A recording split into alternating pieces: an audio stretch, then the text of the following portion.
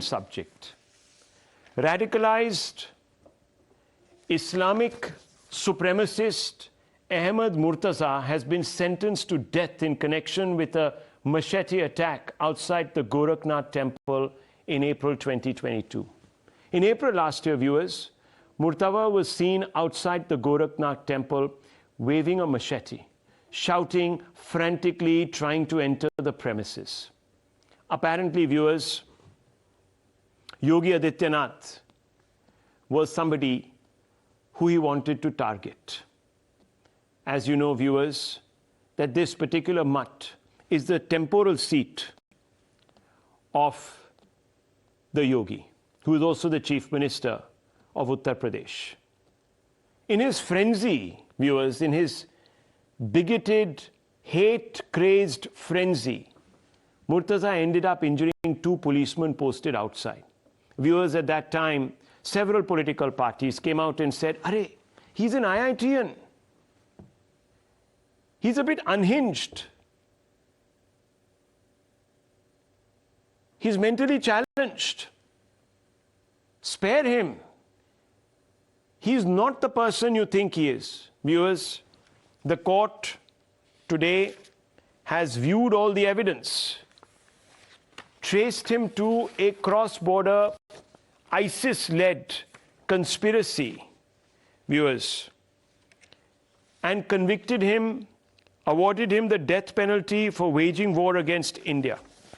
He was booked under the UAPA. Why? Because he revealed links to the ISIS. He took oath of fighting for the ISIS, was funding IS supporters here in this country. He wanted to turn India into a caliphate, viewers. And so much time, like in the case of Burhan Wani and others whose parents were built up as professors, intellectuals, this young man was also built up as a genius, an IIT genius who could not have done all of this, viewers, knowingly. The conviction took place in record time and has come as a reality check for those repeatedly crying persecution when the terror accused belongs to one community while openly baying every opportunity to link Hindus to terror. Even today, there are attempts to whitewash his crimes. Listen in to one such apologist for this individual. Listen in now, viewers, to Majid Haidari. Well, the pronouncement of death sentence to Murtaza Abbasi Sahab definitely needs to be challenged in the higher court, because the case all the way looks fishy and shady at the face of it, I would say. Because in 2019 in Bulandshahr, Inspector Shubhodh Singh was shot dead by rioters from Saffron gang who were resorting to violence, but none of them were ever pronounced death penalty, and the case was in fact never handed over to the NIA. So why is it happening that only cases of one particular community get handed over to the NIA? It needs to be questioned and challenged.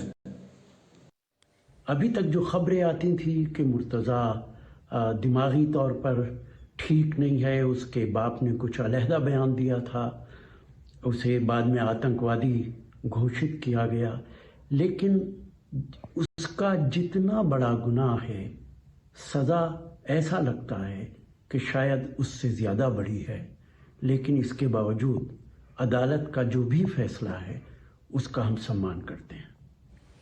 Viewers, this narrative will be created to try and suggest that the courts have overreacted, overreached in some ways, not judged this case fairly, etc. This is now quite routine. Let me tell you, viewers, when Praveen Nataru died, when he was brutally murdered in public to create terror, similar things were said about those who killed him. Said, oh, this was just a personal battle between these people, of falling out over not such significant issues. Well, it turned out, viewers, that the PFI wanted to establish an Islamic rule by 2027, and killer squads therefore were formed to kill Hindus, give arms trainings to lone wolves to carry out hate attacks. And Praveen Nataru was one of those who was marked out. Then there was the Bengaluru auto blast, viewers. Here, accused Sharik planned to establish an Islamic caliphate intended to carry out IS-style activities in Karnataka. This was according to the police dossier. Originally, viewers, this case was also dismissed as not an act of terror, as something much beyond. Even the Coimbatore cylinder blast, viewers, accused Jamisha Mubin, ISI sympathizer, jihadi literature recovered from his house. He said, destroy anyone who touches Allah's house. He said jihad was his duty.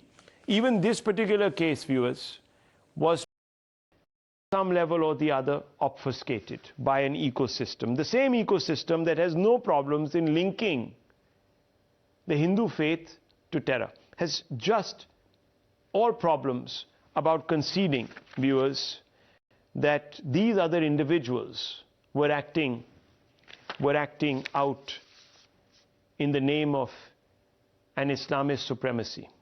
Unfortunately, viewers, it's never going to be accepted. Let's open this up. Let me ask some basic questions. I want to first begin with Danish Qureshi. Danish Qureshi Saab, thank you for your patience. I want to ask you, sir, tonight. It's easy to link one faith with terror. Sadhvi Pragya, Hindu terrorist.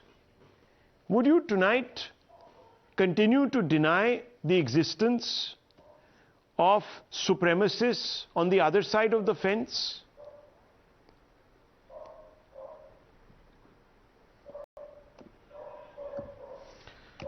Rahul, today the judgment on Murtaza has came and read by NIA court.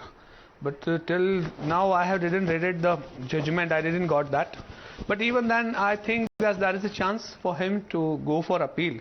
What happened in Gorakhnath and conviction has come, that should be welcome, because the court has done the justice with the, on the ground of evidence. I'll say that only. I'm glad. You almost went out to say that, look, he has grounds to appeal this, that. Of course, everyone has grounds to appeal. But viewers, no one will ever accept. Yes, almost he has. No one will ever accept the undertones of why Murtaza did what he did. Dr. Ranganathan, am I right or am I wrong? Is there a problem here? Rahul, the problem has been long identified. The issue is that our eyes are wide shut, as the euphemism goes. Because let's be very honest about it, you really can't stop this. We have to accept it unless we do something about it. And we're not. This man who's been sentenced to death was an IIT graduate. His father's a legal eagle. His uncle's a neurosurgeon. His grandfather's a judge. What are we talking about?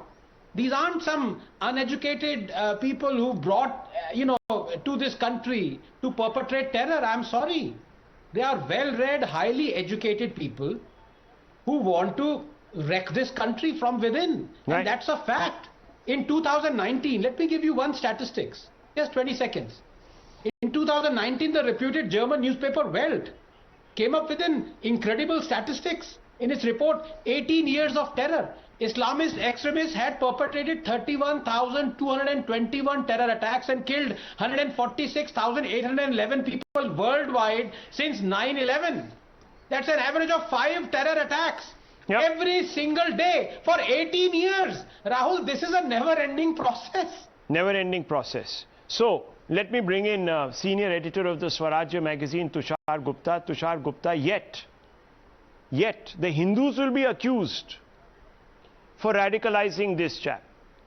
They will say a large number of people from the, in fact, they've already said so, that these poor youth are being driven to do what they are doing because there is now hate that is poured out of Hindu supremacists from 2014.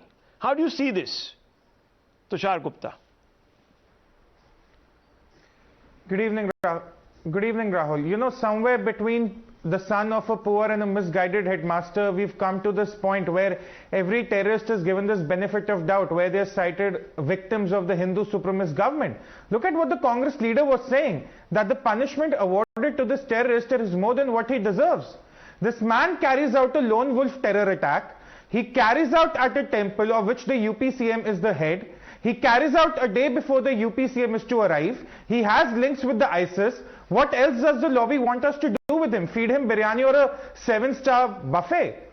What I don't understand is, why is this benefit of doubt given to all the terrorists who have been questioned, who have been convicted by the courts? Why this soft spot for terrorists? Well, you have to set an example. If you do not, if you let him walk away today, or if you let him have the benefit of, anti-minority government and other rhetoric, tomorrow 10 other people will commit similar lone wolf terror attacks.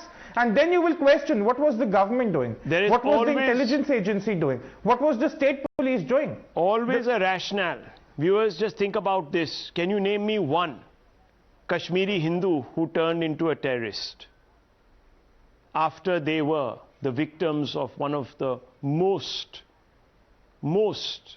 And this is the issue. All those urban Naxals, Rahul, who justify the crimes of the Maoists and call them Gandhis with guns. Cat gets their tongue when you say, shouldn't Kashmiri Hindus also be given guns? Yes. Anyhow, viewers, here we are. Hypocrisy after hypocrisy being exposed on the back of stories.